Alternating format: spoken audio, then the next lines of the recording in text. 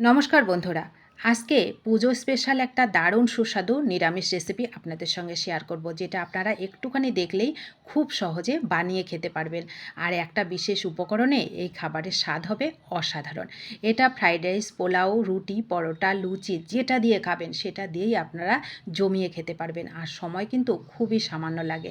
তাছাড়া পুজোর সময় আমাদের কিন্তু হাতে সময় থাকে না। আমরা অল্প সময়ে কি খাবো, কি তৈরি করব আমরা বুঝতেও পারি না। তো নিরামিষে একবার বলবো এই খাবারটা তৈরি করে খেয়ে দেখবেন, অসম্ভব মজার লাগবে। তার জন্য লাগবে সেদ্ধ আলু। আমি গোটা গোটা করে সেদ্ধ করে বড় বড় করে পিস করে কেটে নিয়েছি।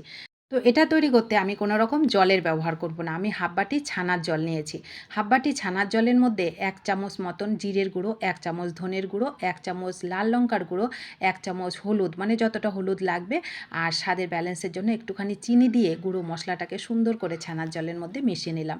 গুঁড়ো মশলা যদি কোনো জলের মধ্যে মিশিয়ে রান্না করা হয়, রান্নার স্বাদ কিন্তু অসাধারণ হয়।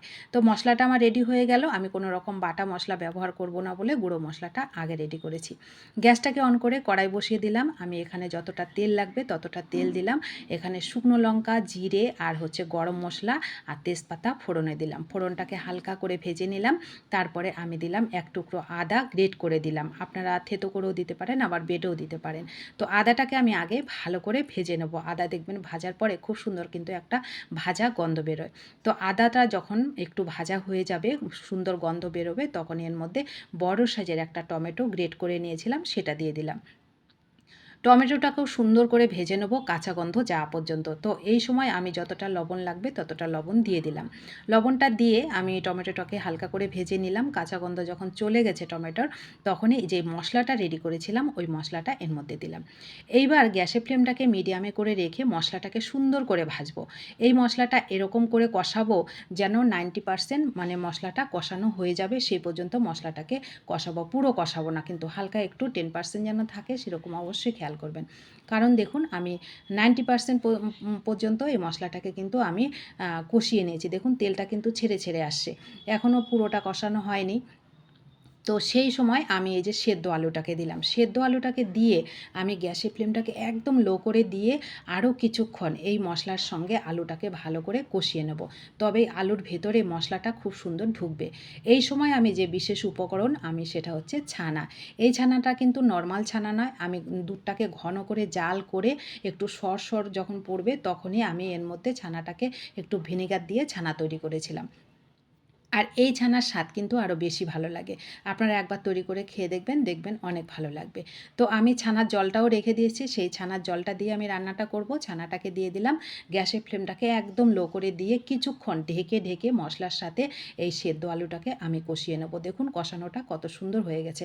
আমি ২ থেকে ৩ বার ঢেকে ঢেকে মশলার সঙ্গে এই সেদ্ধ আলুটাকে কষিয়ে নিয়েছি। মশলার সঙ্গে অবশ্যই আলুটাকে ভালো করে কষিয়ে নেবেন, তবে খেতে বেশি ভালো লাগবে। তো মশলার সঙ্গে আমার আলুটা সুন্দর কষানো হয়ে গেল। এইবার যতটা ছানার জল ছিল প্রথমে আমি হাফ বাটি মতন দিলাম। দিয়ে এই দেখুন, আপনারা যদি ঝোল খেতে না চান, কষা কষা খেতে চান, সেক্ষেত্রে এইভাবে করতে পারেন। আর একটু যদি ঝোল তৈরি করতে চান তাহলে ১ বাটি মতন জল এখানে ব্যবহার করবেন। তো জলটা কিন্তু পুরোটাই আমার ছানার জল। এখানে কিন্তু আমি এক্সট্রা কোনো জল ব্যবহার করিনি। তো সেক্ষেত্রে খাবার কিন্তু অন্য রকম লাগে। আপনারা যদি না খেয়ে থাকেন একবার তৈরি করে খেয়ে দেখবেন এইভাবে, আশা করি আপনাদেরও ভীষণ ভালো লাগবে। তো এই খাবারটা একটু ঝাল ঝাল হলেই কিন্তু বেশি ভালো লাগে, যার জন্য আমি কয়েকটা কাঁচা লঙ্কা দিলাম একটুখানি ঢেকে। আর বেশিক্ষণ রান্না করার কোনো দরকার পড়েনি। আরও ৩ থেকে ৪ মিনিট আমি রান্নাটাকে একটু ঢেকে করে নিয়েছি। ব্যাস, রান্না আমার রেডি।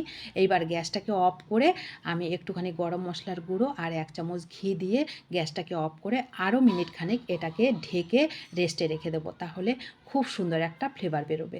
ব্যাস, রেডি হয়ে গেল আমার দারুণ স্বাদের নিরামিষ আলুর ডালনা। এই ডালনাটা কেমন হয়েছে অবশ্যই আমাকে কমেন্ট করে জানাবেন। আর ভালো লাগলে বাড়িতে তৈরি করে খেতে ভুলবেন না, আর আপনাদের প্রিয়জনদের কাছে শেয়ার করতেও ভুলবেন না। আর যারা খেয়েছেন তারা তো জানবেন, যারা খাননি তাদেরকে অনুরোধ করব একবার খেয়ে দেখবেন। আশা করি আপনাদেরও ভীষণ ভালো লাগবে। তো নতুন বন্ধু হলে চ্যানেলটা সাবস্ক্রাইব করে পাশে থাকবেন। পুরানোদেরকে অসংখ্য অসংখ্য ধন্যবাদ ও ভালোবাসা, যারা সব সময় আমার পাশে আছেন, আমাকে সাপোর্ট করছেন। দেখা হবে নতুন কোনো নতুন রেসিপিতে। ততক্ষণ অবশ্যই সকলে ভালো থাকবেন।